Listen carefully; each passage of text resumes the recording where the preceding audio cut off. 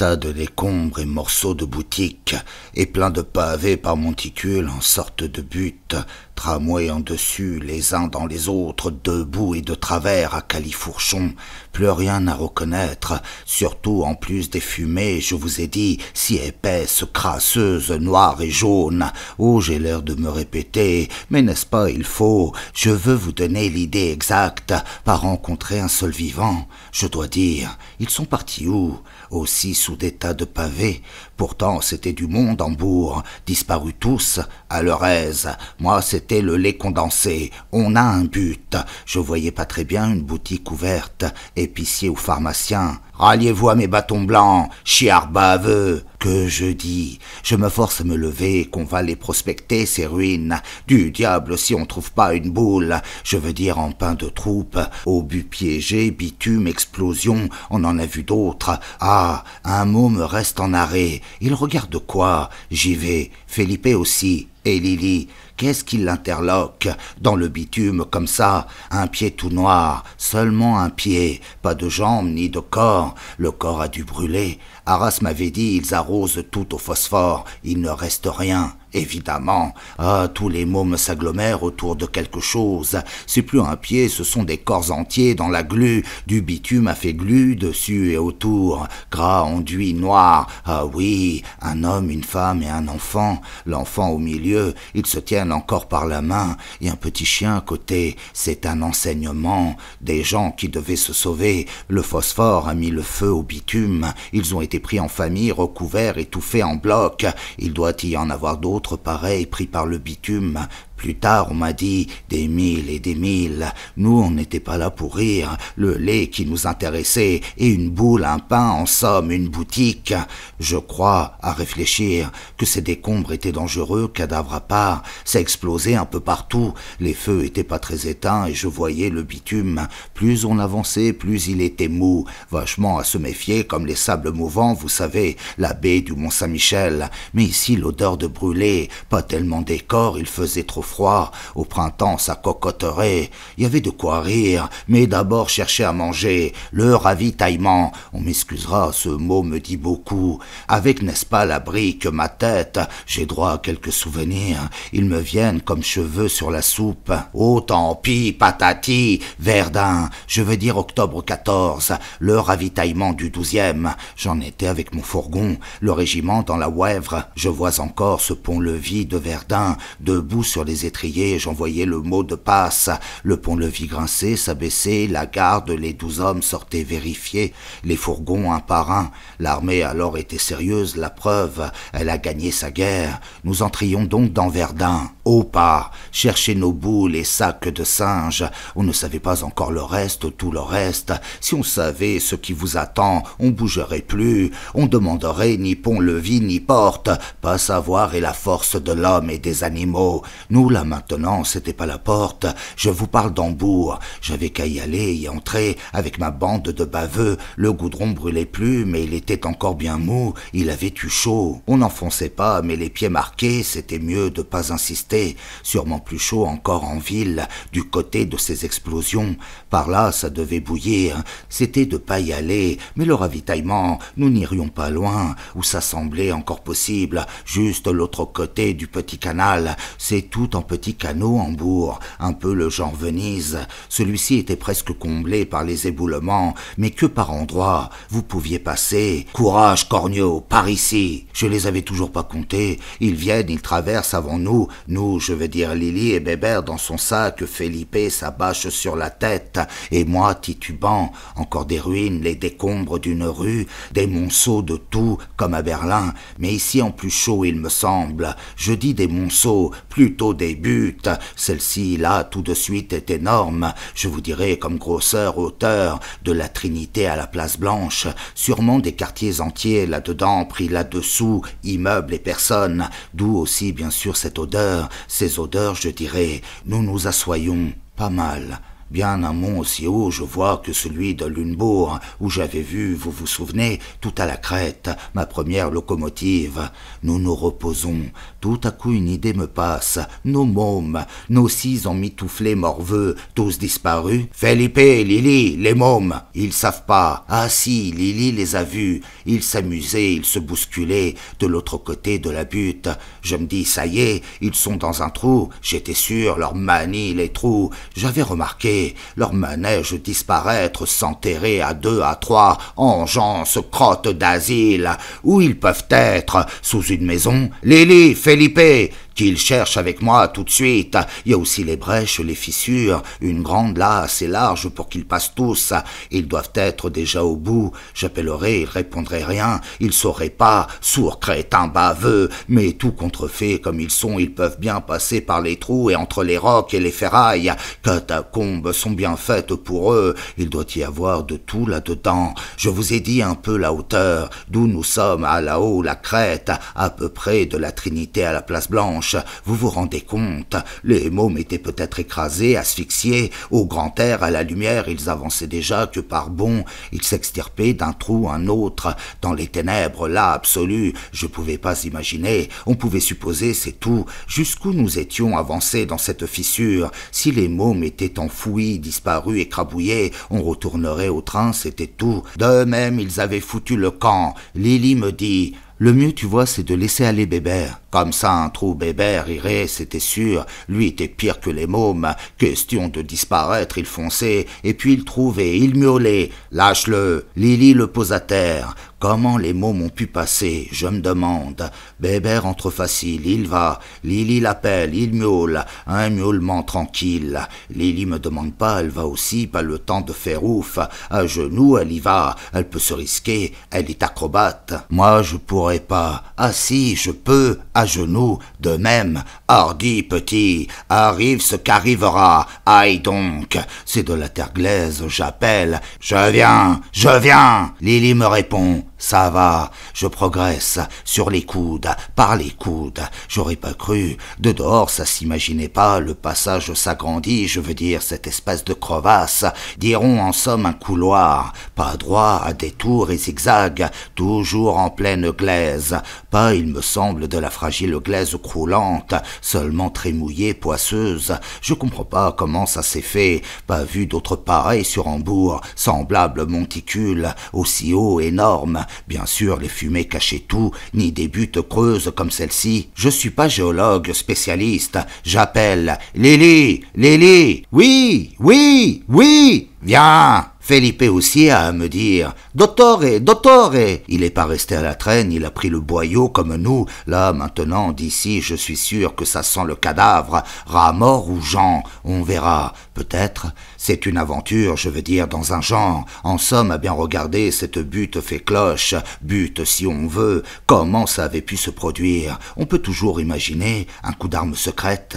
Ils en avaient parlé, que c'était l'écrasement de l'Angleterre et patati. Mais tout serait revenu sur eux alors, ou bien l'explosion d'une soute à munitions juste là, réserve à torpilles.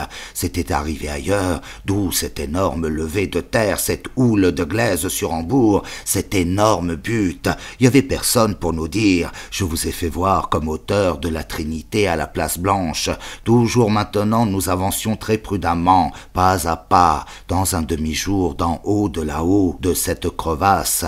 J'hurle, je demande. T'as du jour, toi? Oui, viens, il fait clair. Du jour dans cette grotte en surface, si j'ose dire. Vous me comprenez, 3, 4 fois haute comme Notre-Dame. En avançant, je vois, c'est certain, ce doit être la fissure d'en haut. Crevasse, je dirais, au sommet. Cratère, je l'ai appelé. Il y a peu de fissures que dans les côtés. Cette butte, en somme, a des trous partout. Vous vous expliquez, vous vous rendez compte. Une géante cloche anglaise fragile. Cloche, en somme, une cloque, une soufflure géante en terre glaise. D'autres ont dû la voir, enfin peut-être. Ils pourront un jour témoigner. Et pourtant ça tenait, la preuve que nous avancions, Lily, moi, Felipe et Bébert. D'en haut, il venait pas que du jour, il pleuvait. Les parois ruisselaient, bien sûr. Il y a des spéléologues dans les Alpes, Dolomites, Pyrénées, hautes, basses, qui s'envoient tous les dimanches des descentes autrement ardues. Nous, c'était que gluant, pas grand-chose. Forcément, la glaise, ça aurait pu s'effondrer, tout l'espèce de cratère là-haut céder, rompre. Oh, certainement, mais toujours pour la minute, nous avancions. Je vous ai dit l'effet, 3 ou 4 fois Notre-Dame. Le tunnel que nous avions pris, si rikiki au début, était devenu une géante grotte, et surtout on y voyait presque.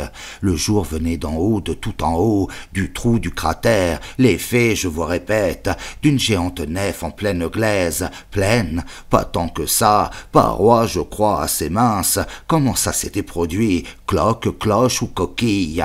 Par une tempête dans le sous-sol, une levée de terre, explosion d'une soute à torpille. C'était arrivé ailleurs. Il y avait peut-être d'autres buts semblables dans Hambourg même, des soufflets cloches. J'avais pas vu, je pouvais rien voir avec les fumées. Enfin, nous étions arrivés, je crois, tout à fait au-dessous de la crevasse. Et sûr, ça sentait le cadavre, bien plus que dehors. Je n'avais vu aucune bête morte, ni rat, ni chat, ni chien. Moi, n'est-ce pas, épidémiologiste, j'observe tout de suite. J'étais assez étonné. Dehors, on avait vu plein de corps rouler dans le bitume enrobé, refroidi. Arras nous avait prévenus, pas que des corps entiers, des membres, des pieds surtout. Hambourg avait été détruit au phosphore liquide. Ça avait fait le coup de Pompéi. Tout avait pris feu, les maisons, les rues, le macadam et les gens à courir partout, et même les mouettes sur les toits. La rafle regardait pas, toute la sauce, le plein air, les toits et les sous-sols. Moi, j'ai du mal à ne pas vous perdre. Là, il s'agit de savoir un peu pourquoi ça sent si fort le cadavre. J'appelle. Lily est là, et tous nos mômes avortons, tous. Je les compterai plus tard. Et Felipe, il est là, il nous a rejoints. Il regarde quelque chose. Il faut avouer une surprise. Une épicerie, comme plaquée contre le fond, prise dans la paroi. Je dis épicerie. Vous me comprenez? Colonial Warren. Comment elle est là? Comment elle tient? Et l'écriteau, on peut pas se tromper. En splendide lettres d'or sur fond rouge. Et pas une petite pancarte. Un long, large panneau. Je me rends pas compte.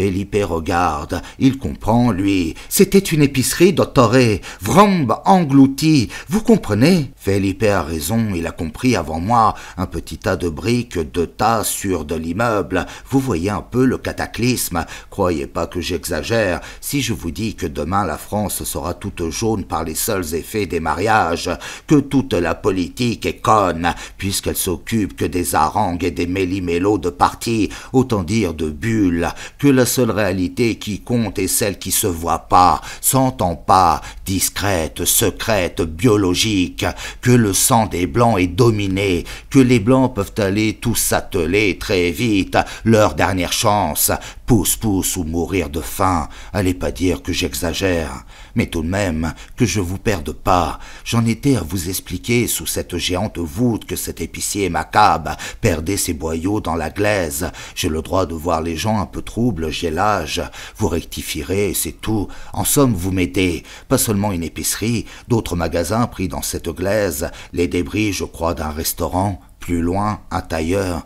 Ah, que de tabourets et comptoirs, tout embouilli. Dehors, il y avait des cadavres sur le port à travers les rails. On avait vu, mais surtout des membres pris dans le bitume englué, là, dans cette grotte. Je veux dire, sous cette cloche de glaise. Cadavres, j'avais vu que l'épicier, mais ni de rats crevés, ni d'autres animaux. Tout de même, l'odeur était plus forte que d'un cadavre. J'ai l'habitude. Il y en avait d'autres, mais les mômes, pisseux, baveux, je les voyais plus. Je demande à Lily. Felipe lui savait. Ils étaient entrés dans une autre fissure, tous, encore dans la glaise. Ah, je le revois. Là, le cadavre. Je dirais un mort de 5 à 6 jours. Il fait froid, il n'a pas beaucoup fermenté. Tout de même, il sent. Je m'approche. C'est un commerçant à sa caisse, assis, la tête, le buste croulé en avant. Un pharmacien, un épicier. Je dis à sa caisse, la caisse c'est sûr, le tiroir ouvert, bourré de marque-papier, et une boîte ouverte aussi, pleine de tickets de ravitaillement. Voyez, je précise.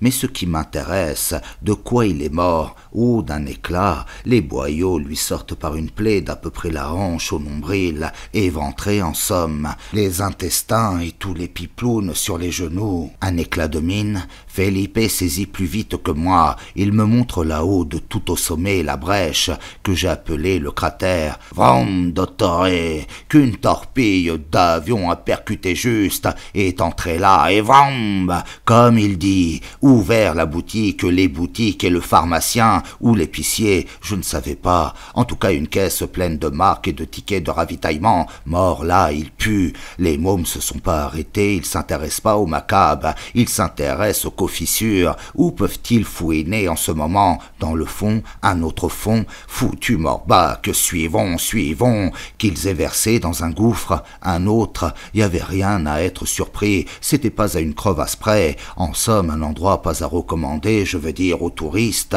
D'abord cette grotte n'existe plus, je vous ai dit la hauteur et en somme fragile tout anglaise, phénomène peu imaginable, or c'est très rare aux circonstances, explosion de toute une casemate souterraine, les éléments en somme hors d'eux, et mes baveux drôles, et Bébert disparu avec. J'étais pas étourdi de nature, mais maintenant j'avoue je laisse aller, la fatigue c'est sûr vous savez, et cet accident, je vais pas vous parler de la brique, suffit, d'abord la marmaille, Lily les appelle, Bébert qui répond et il vient, de par là, d'une autre ouverture, je vous disais cette cloche, cloque, grotte, ce que vous voudrez, et tout à surprise. Sûrement, lui a été au fond, et nous alors, les deux parois bien gluantes, dégoulinantes, enfin ça semble aller quelque part, j'ai plus mes bâtons. Felipe, je remarque, a plus sa bâche, il l'a laissé à l'entrée, il aurait pas pu, c'est mieux ainsi. Moi aussi j'aurais pu rester à l'entrée, zut, qu'il se débrouille, l'autre avec ses boyaux partout, épicier, pharmacien, je ne sais pas, j'entends plus rien, je croule et ça y est, ils feront ce qu'ils voudront, je vous raconte comme ça s'est passé.